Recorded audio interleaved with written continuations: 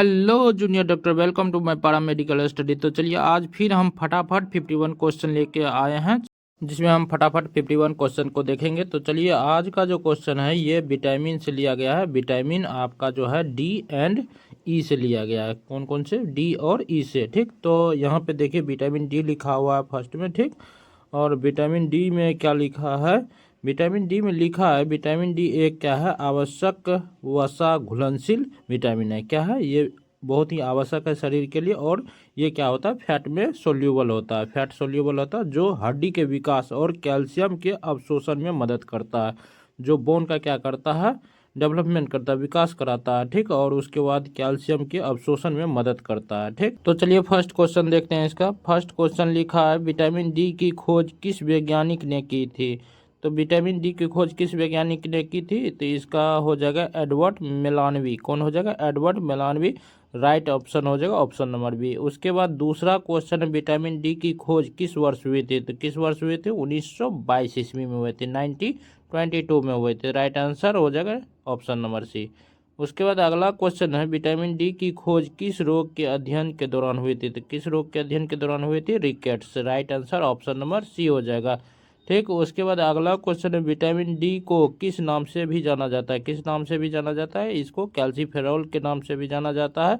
तो right answer क्या हो जाएगा? ऑप्शन नंबर बी हो जाएगा। ठीक, उसके बाद अगला क्वेश्चन पर चलते हैं। 5 नंबर क्वेश्चन लिखा है विटामिन डी की खोज के लिए किस वैज्ञानिक को नोबेल पुरस्कार मिला था? तो विटामिन डी की खोज के लिए किस वैज्ञानिक को नोबेल पुरस्कार मिला था? मिला था अल्फ्रेड विडन्स और ओटो वारवर्ग को। किसको? अल्फ्रेड विडन्स और ओटो वारवर्ग को। Right answer option number B हो जाएगा। इसके बाद अगला क्वेश्चन है 6, विटामिन D3 कोले कैल्सीफेरॉल का रासायनिक सूत्र क्या होता है? तो रासायनिक सूत्र क्या होता है कोले कैल्सीफेरॉल विटामिन D3 का? तो ये हो जाएगा C27। क्या हो जाएगा? C27H44O। H44O। तो ये हो जाएगा right answer option number B हो जाएगा। क्या हो जाएगा? C27H44O। उसके बाद अगला क्वेश्चन विटामिन D2 एगो कैल्सीफेरॉल का रासायनिक सूत्र क्या है? यहाँ विटामिन D2 है। D2 का क्या होता है? C28H44O। यहाँ पे 28 होता है, वहाँ 27 होता है। ठीक, दोनों में कन्फ्यूज मत होइएगा। ये विटामिन D2 है और विटामिन D3 है। ठीक, तो यहाँ right answer option number A हो जाएगा। उसके बाद अगला क्वेश्चन है शरीर में विटामिन डी का निर्माण किसकी सहायता से होता है? तो किसकी सहायता से होता है? सूर्य की रोशनी यानी यूवी रे की सहायता से। राइट आंसर क्या हो जाएगा? Option number B. उसके बाद अगला क्वेश्चन है विटामिन डी मुख्य रूप से किस प्रकार के खाद्य पदार्थ में पाया जाता है? तो किस में पाया जाता है? डेयरी उत्पाद और मछली में। राइट आंसर क्या हो जाएगा? ऑप्शन नंबर आपका बी हो जाएगा। ठीक है, उसके बाद अगला क्वेश्चन 10 लिखा है शरीर में विटामिन डी का प्रमुख कार्य क्या है? तो क्या है? हड्डियों को मजबूत बनाना। क्या हो जाएगा? हड्डियों को मजबूत बनाना। ऑप्शन नंबर ए बिल्कुल सही हो जाएगा। उसके बाद लिखा है विटामिन डी की कमी से कौन सा रोग होता है? कौन सा होता है? Rickets. Right answer option number क्या हो जाएगा? बी हो जाएगा। तो इसका राइट आंसर क्या हो जाएगा? ऑप्शन नंबर बी हो जाएगा।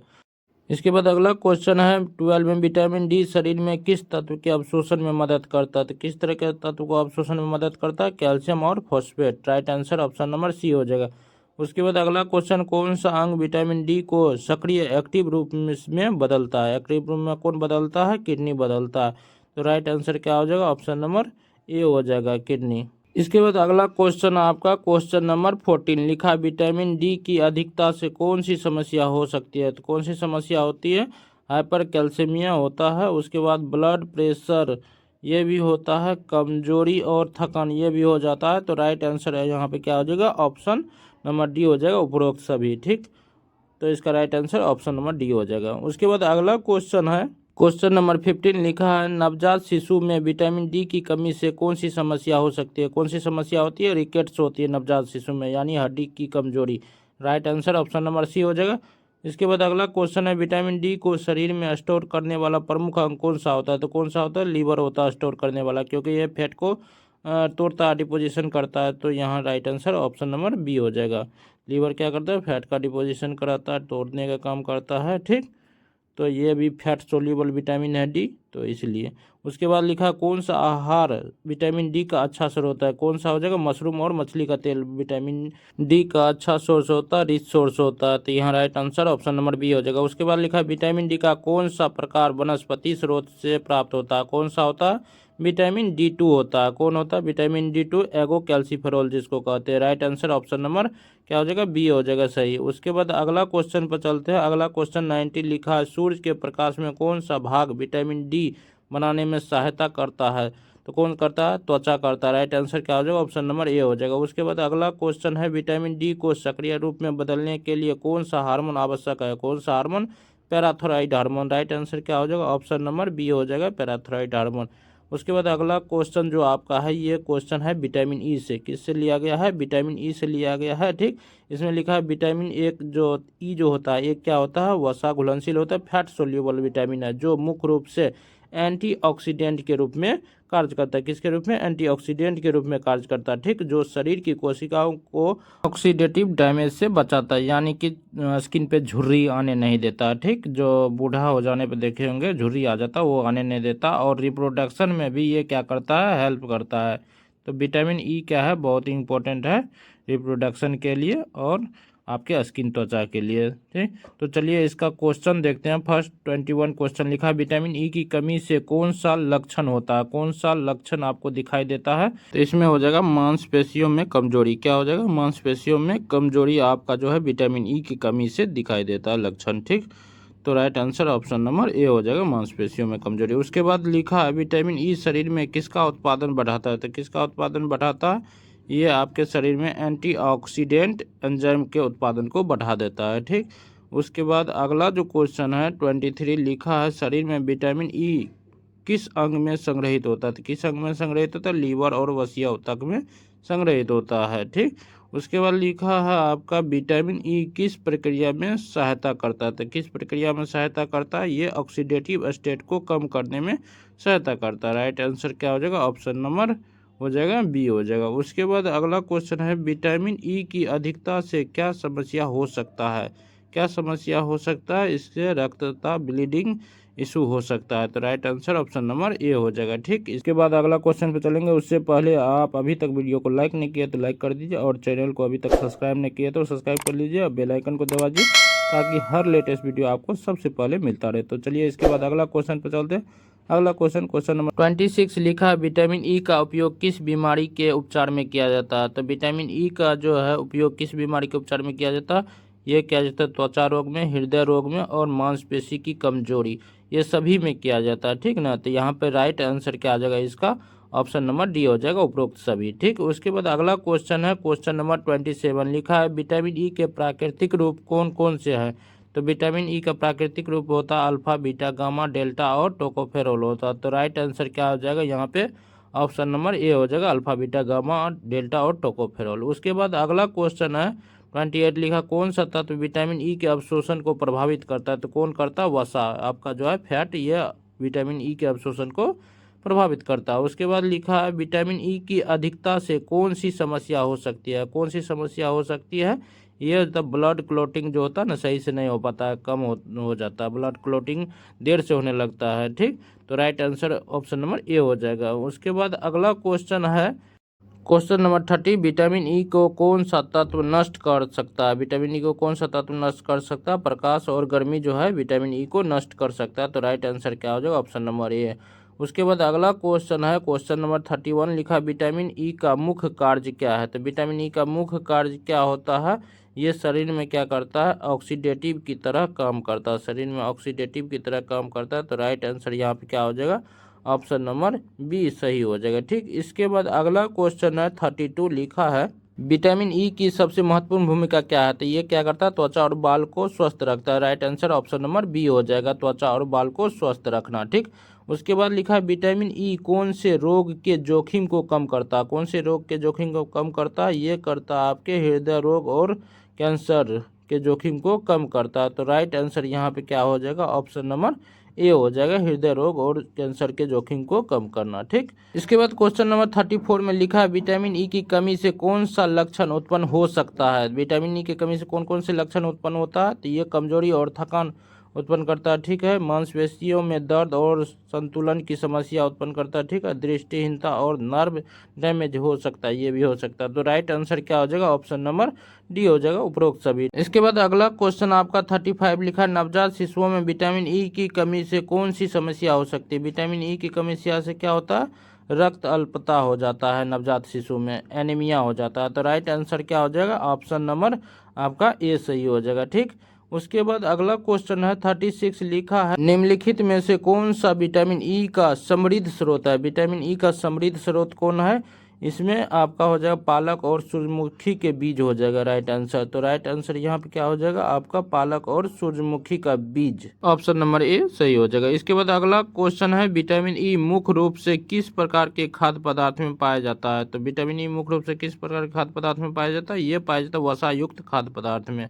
राइट आंसर क्या हो जाएगा? ऑप्शन नंबर आपका ए हो जाएगा, ठीक। इसके बाद अगला क्वेश्चन है 38 लिखा, निम्नलिखित में से कौन सा खाद्य पदार्थ विटामिन ई का अच्छा स्रोत नहीं है? तो यहाँ क्या हो जाएगा? राइट आंसर हो जाएगा चिकन। चिकन आपका जो है अच्छा स्रोत नहीं होता, क्योंकि यहाँ नहीं पूछ रहा है, ठीक। तो नहीं में आ जाएगा चिकन। उसके बाद अगला क्वेश्चन है आपका 39 लिखा, विटामिन ई की कमी से सबसे अधिक कौन प्रभावित होता है? कौन प्रभावित होता है? नवजात शिशु प्रभावित होता है, बुजुर्ग प्रभावित होता है, धूम्रपान करने वाले व्यक्ति प्रभावित होता है, सभी प्रभावित होता है। इसलिए राइट आंसर क्या हो जाएगा? ऑप्शन नंबर डी हो जाएगा, ठीक। इसके बाद अगला क्वेश्चन है, शरीर में विटामिन ई की अधिकता से कौन सी समस्या हो सकती है? शरीर में विटामिन ई की अधिकता से क्या समस्या होती है? रक्तस्राव की समस्या देखने को मिलता है, पाचन तंत्र में खराबी की समस्या देखने को मिलता है, सिर दर्द और कमजोरी, ये दोनों भी देखने को मिलता है विटामिन ई की अधिकता से, एक्सेस मात्रा में हो जाने से, ठीक। तो आपका यहाँ पे राइट आंसर क्या हो जाएगा? ऑप्शन नंबर डी हो जाएगा सभी, ठीक।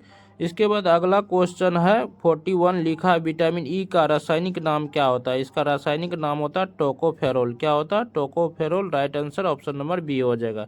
इसके बाद अगला क्वेश्चन है आपका, विटामिन जो है ई का रासायनिक सूत्र क्या होता है? विटामिन ई का रासायनिक सूत्र क्या होता है?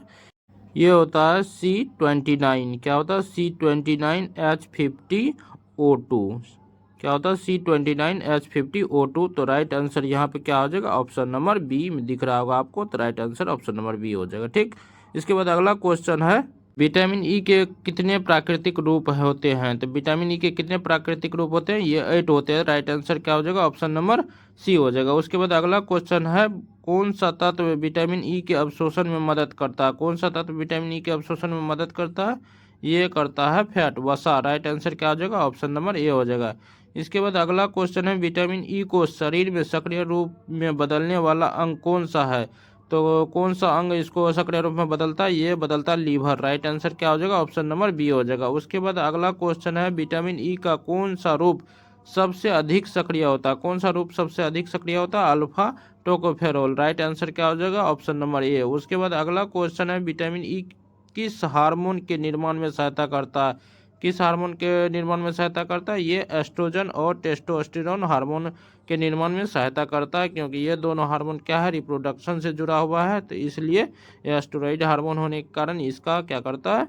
निर्माण में सहायता करता है, ठीक। राइट आंसर ऑप्शन नंबर क्या हो जाएगा? बी हो जाएगा। इसके बाद अगला क्वेश्चन आपका है 48 लिखा, विटामिन ई का उपयोग किस कॉस्मिक उत्पाद में किया जाता है? किस कॉस्मिक प्रोडक्ट में किया जाता है? तो ये हेयर ऑयल में किया जाता है, फेस क्रीम और मॉइस्चराइजर में भी किया जाता है, और सन क्रीम लोशन में भी किया जाता है। सन क्रीम लोशन में भी किया जाता है। तो राइट आंसर यहाँ पे तीनों हो जाएगा, उपरोक्त सभी, ठीक। सभी में किया जाता है। उसके बाद 49 है, धूम्रपान करने वाले के लिए विटामिन ई क्यों महत्वपूर्ण है? धूम्रपान करने वाले के लिए विटामिन ई क्यों महत्वपूर्ण है? ये ऑक्सीडेटिव डैमेज को कम करता है, फेफड़े को मजबूत करता है, ठीक, और निकोटीन के प्रभाव को कम करता है। तो ये तीनों काम करता है, ठीक, किसमें? जो धूम्रपान करता है। तो इसलिए राइट आंसर क्या हो जाएगा? ऑप्शन नंबर डी हो जाएगा, ठीक। इसके बाद अगला क्वेश्चन 50 है, विटामिन ई का उपयोग किस चिकित्सा में किया जाता है? विटामिन ई का उपयोग किस चिकित्सा में किया जाता है? प्रजनन स्वास्थ्य सुधार में किया जाता है, प्रजनन स्वास्थ्य सुधार में किया जाता है, और त्वचा रोग के इलाज में किया जाता है, हृदय रोग के उपचार में किया जाता है। तो ये सभी में किया जाता है। तो राइट आंसर क्या हो जाएगा? उपरोक्त सभी, ऑप्शन नंबर डी हो जाएगा। इसके बाद अगला क्वेश्चन है, विटामिन ई की खोज किस वैज्ञानिक ने की थी? तो विटामिन ई की खोज किस वैज्ञानिक ने की थी? ये आपका क्वेश्चन हुआ, ठीक। इसका 4 ऑप्शन दिया है, एल्मर, उसके बाद हर्बर्ट और अल्बर्ट और एडवर्ड। ये 4 ऑप्शन है, ये चारों ऑप्शन में से जो आपको सही लगेगा वो आंसर कमेंट करके कमेंट बॉक्स में आप ज़रूर बताइएगा। ठीक, साथ ही कोई दिक्कत होगा तो आप दिए गए व्हाट्सएप नंबर पे वहाँ पे क्या कर सकते हैं, व्हाट्सएप कर सकते हैं, और जो भी दिक्कत होगा वो आप पूछ सकते हैं। जो भी आपका PDF होगा वहाँ पे मिल जाएगा आपको, सारा नोटिफिकेशन वहाँ पे मिलते रहेगा आपको। तो आप लोग गर्ल्स और बॉयज़ दोनों अपना अपना ग्रुप में ज्वाइन हो जाइए। ठीक, और तब तक के लिए bye bye, take care and thank you for watching my video.